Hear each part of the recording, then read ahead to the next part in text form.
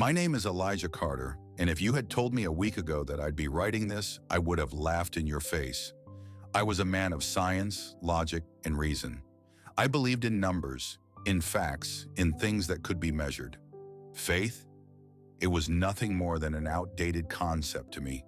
Something people clung to, either because they are stupid enough not to rationalize, or they simply feared the unknown. But then I died, and everything I thought I knew, everything I built my entire life on, collapsed in an instant. What I saw, what I experienced, it wasn't a dream. It wasn't a hallucination. It was real. More real than the life I had left behind. My mom doesn't know I am sharing this story to you, but I can't stay silent. If you're reading this, you need to know the truth before it's too late. It was just a normal day. Nothing unusual. Nothing different. I woke up, checked my phone, scrolled through some articles on astrophysics, then got ready for class. I barely acknowledged my mom's good morning as I threw on my jacket and stepped outside. The autumn air was crisp, but I barely noticed. I was already running through a mental checklist of the physics exam I had later that day. Equations, formulas, concepts. That was what mattered to me. That was my world, not God, not angels, and definitely not the devil. I met up with my friend Marcus at the bus stop. We talked about the latest breakthroughs in quantum mechanics, debated if time was truly linear. We laughed, we theorized. Neither of us had any idea that in a few short hours, I would come face to face with something science could never explain. Lunch was the same as always. Loud, crowded, filled with the sound of overlapping conversations. I barely paid attention. My mind was elsewhere, lost in the mechanics of a new research paper I had been reading. And then everything changed. I was crossing the street outside the campus, my head buried in my thoughts, when I heard it. A deafening screech of tires, a metallic roar, a sudden, violent force slamming into me. Pain, then nothing. The world stopped. The sounds, the movement, the weight of my own body, all of it vanished. I expected darkness, oblivion, the end. But instead, I was still there. Just no longer inside myself. I looked down and saw my own body sprawled on the pavement, lifeless, blood pooling, people screaming. I watched as paramedics rushed toward me, shouting, pressing their hands against my chest. But I wasn't there anymore. Something had pulled me away. Something stronger than gravity, stronger than anything I had ever known. And I was about to learn a truth that would change everything. Before we dive into this incredible journey, I want to encourage you to hit that like button, subscribe to the channel. Let's create a community where we can uplift and support each other on this journey of life. Trust me, you don't want to miss what's coming next. The first thing I noticed was the silence. Not just the absence of noise, but a void. A space where sound should exist but didn't. My breath, my heartbeat, the rustling of wind. Gone. The world had faded, and I was floating in something vast and unrecognizable. I tried to move, to reach out, but my hands didn't feel like hands anymore. My body was weightless, yet I was aware of myself. It was as if I existed without form, suspended in an endless abyss. Panic clawed at my mind. This isn't real. This can't be real. I forced myself to look around. At first, there was nothing. Just a dark expanse stretching infinitely. But then slowly, the darkness shifted. Shapes formed in the distance, swirling like smoke. Shadows flickered along the edges of my vision, moving closer, yet always just out of reach. A whisper brushed against my ear. Not a sound, but a presence. Elijah. I turned sharply. The voice had no source. It slithered through the void, wrapping itself around me like cold fingers. My logical mind screamed that this was a hallucination, a dying brain firing off desperate signals. But something deeper inside me knew better. This was not the random firing of neurons. Something was here, and it was watching me. The whispers grew, layered voices overlapping, indecipherable yet familiar. They wove through my thoughts, threading between my memories, pressing against my consciousness. Then in an instant, the darkness pulled. A force stronger than gravity yanked me downward. Faster and faster, I plunged into the abyss, my surroundings blurring into streaks of ink and shadow. My mind reeled. My body, if I even had one, felt stretched, torn between dimensions. And then, impact. I landed on solid ground. A burning sensation shot through me, like fire licking at the edges of my soul. I gasped, not with lungs, but with something deeper, as if my very essence had taken in a breath. I was no longer floating. I was here. But where was here?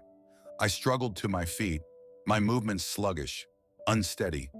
The ground beneath me was smooth but cold, like polished obsidian. A faint red glow pulsed beneath the surface, spreading like veins, as if the ground itself was alive. The air was thick, suffocating, yet I could breathe.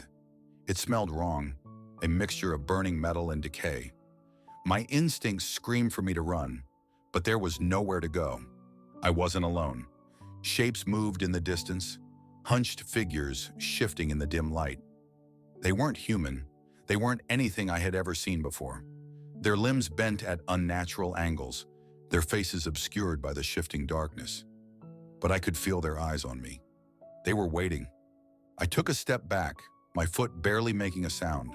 The moment I moved, the figures twitched, reacting. A whisper slithered through the air. "You shouldn't be here." The voice was different this time. Not distant, not a whisper, but clear, direct. I turned, and that's when I saw him. A man, at least he looked like a man. Tall, impossibly so, with sharp features carved from something too perfect, too symmetrical. His eyes, however, were wrong.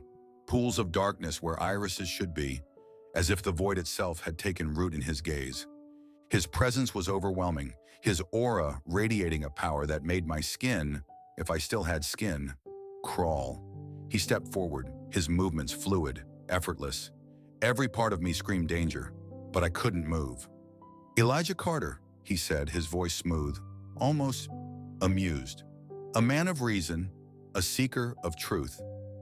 I opened my mouth to speak, but no words came. My mind raced, trying to process, to rationalize. Who was he? What was this place? The man tilted his head as if reading my thoughts. "You do not know me," he mused, "but I know you." Something shifted in the air around us, unseen but powerful. The ground pulsed beneath my feet. "You are searching for answers, aren't you?" His lips curved slightly. "But answers come at a price." I swallowed, finding my voice at last. What is this place?" His smile widened. "The beginning of understanding." Behind him, the figures stirred, their forms shifting restlessly. The whispers returned, murmuring my name, repeating it over and over. I wanted to wake up. I wanted this to be a dream, but I knew deep down that I wasn't dreaming. The man, this being, stepped closer, and I felt an unnatural heat radiating from him, like standing too close to a wildfire. His eyes bore into mine, and for a brief moment, I saw something flicker behind them, a vast emptiness, an abyss that had no end. And then he spoke again, his voice almost a whisper. "Elijah, do you know why you are here?" I shook my head, but a deeper part of me already knew the answer. He smiled, but it wasn't a comforting smile. It was cold, calculated. "Because you were meant to see." "See what?" My mind screamed for answers, but before I could speak, the shadows around us surged, twisting, rising. The figures moved, their bodies stretching unnaturally, their whispers turning into a chorus of something ancient and hungry. The ground beneath me cracked, fissures splitting outward. Heat burst from the depths below, the scent of burning sulfur filling the air. Something was happening, something inevitable. The man turned slightly, looking past me, as if sensing something approaching. For the first time, his expression changed, a flicker of irritation, of recognition. Then he looked back at me, his gaze dark and unreadable. "It seems our conversation is being interrupted." The air shifted, the shadows shrank back. A light, faint at first, then growing, pierced through the darkness. It wasn't warm, wasn't golden, it was pure, a force of nature. The man sighed, almost disappointed. He reached out, as if offering something invisible between us. "We will speak again," he said, his voice a promise, not a threat. And then everything collapsed. The darkness fractured, the world tilted, the whispers turned to screams. I was falling, not into the abyss, not into the fire, but back to something familiar, something I had left behind, back to where the truth would soon reveal itself. I gasped, air, cold, sharp, burning my lungs. My chest heaved, my heart slammed against my ribs, and 1,000 voices blurred into a chaotic hum around me. The sterile brightness of hospital lights seared my retinas, a sharp contrast to the abyss I had just escaped. I was back. "Elijah! Elijah! Can you hear me?" The voice was frantic. My mother's. Her hands clutched mine, trembling, her face streaked with tears. A nurse barked orders. A doctor shined a light into my eyes. "He's responsive. He shouldn't be alive." Their words faded into the background because I wasn't listening. I could still hear the echoes of the abyss, the screams, the regret, the darkness that had almost swallowed me whole. It hadn't faded. It hadn't left me. And I knew I had to tell them. I tried to speak, but my throat was raw, as if I had been choking on something unseen. My mother sobbed, pressing her forehead to my hand. My father stood frozen, watching me like I was a ghost. Maybe in a way I was. "Elijah," the doctor said cautiously, "you were dead for 3 minutes." 3 minutes. That's all it took to see eternity. I licked my cracked lips. My voice was hoarse, barely a whisper. "I need to tell you something." The room stilled. Everyone leaned in, waiting, expecting me to say something normal. That I was confused, that I had seen nothing. But the words that left my mouth changed everything. "I died and I saw hell." The silence was deafening. My mother's grip on my hand tightened. The doctor's expression flickered. Skepticism.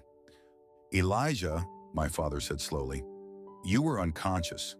The brain does strange things in—" "No." I shook my head, my strength returning with every breath. "You don't understand. It was real." And so I told them. Everything. The abyss. The people who walked willingly into it. The regret that came too late. The way Lucifer spoke like a friend, like a teacher, twisting everything. And then Jesus. The way his presence alone had shattered the darkness. The way he had saved me when I had done nothing to deserve it. The more I spoke, the more their faces changed. My mother was crying. My father looked horrified. The doctor, the nurses, they exchanged glances, their disbelief growing. I could see it already. They thought I was hallucinating. They thought my mind was filling the gaps of death with delusions. And that's when I realized the real fight wasn't over. Lucifer wasn't done with me. Because what good was the truth if no one believed it? I clenched my fists. My entire life I had dismissed faith. I had mocked believers. And now, when I was the one trying to warn them, they did the same to me. But I didn't care. I couldn't care. Because I had been given a second chance. And I would not waste it. So I spoke louder. Because whether they believed me or not, time was running out.